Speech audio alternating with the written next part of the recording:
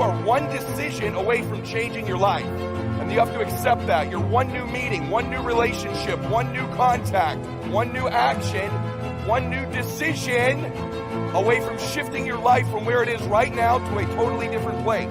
Decisions shape our destiny when they're backed up by some massive ass action.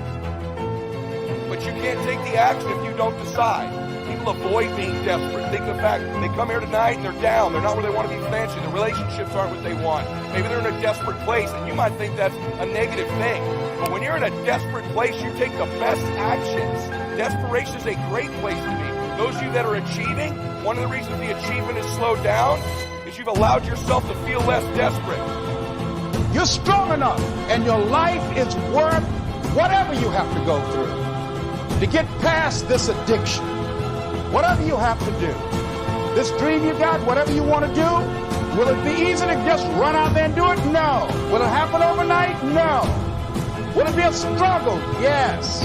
Will there be times when you can't make ends meet? Yes, that's a part of it. Will there be times you won't know what to do? Yes, that's a part of it. See, when you accept yourself and you accept fear as a fact, that means that it's something that happens. It's something that you're going to experience, but it is not a force to hold you back. It doesn't have any special power other than that you give it. So you accept the fact that you are afraid, and then you move on anyhow. You move on past it, and you do whatever you've got to do. And one of the things that you've got to do is you've got to watch your inner conversation and discipline your thinking and your imagination, because if you don't, your mind will take you on a wild trip. When you remove desperation, all this bullshit creeps into your life where you think you have to have the perfect plan and look the perfect way and have the perfect thoughts and be all zen and perfect. The challenge for most people is that we obsess on the things we're fearful of, what we don't have, what we're worried about. And then we end up possessing those things over and over again rather than programming ourselves to become obsessed with what we want, what our dreams are, what we believe we deserve. We become obsessed about those things. Long term, we end up possessing those things. Yet most of us don't replace the external parts of our lives, because those things happen naturally without thought. The external results of our life, in order to replace ourselves with the next best version, requires intention, requires obsession, requires desperation. So it's not unnatural to change. You should constantly be replacing yourself, just like your bones do, just like your lungs do, just like your cells do. It's natural to be replacing ourselves, but we're around people who aren't, so we think it's natural not to. The way that I changed my life first, I worked on my identity.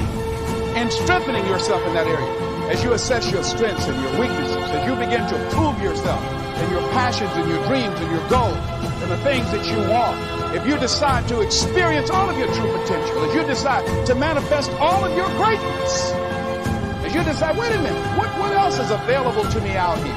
If I decided to experience the fear of rejection, the fear of no, the fear of failure, the fear of standing by myself, what else is available? Of taking a chance, a fear of losing it all. What else is available to me that will bring some extra meaning and value?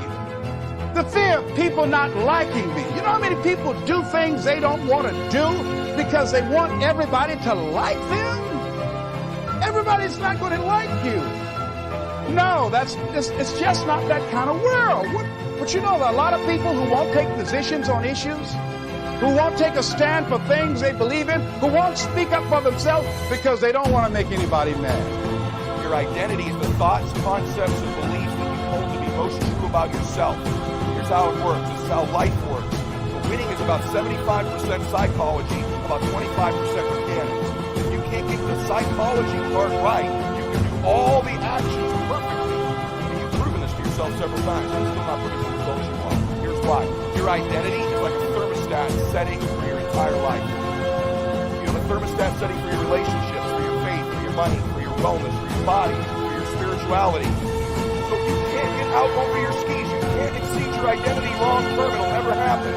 This is why people's lives yo-yo up and down, because they always work on the external mechanics and not the internal identity of their lives. It discovers your happiness, your peace, your fitness, your money, all of it.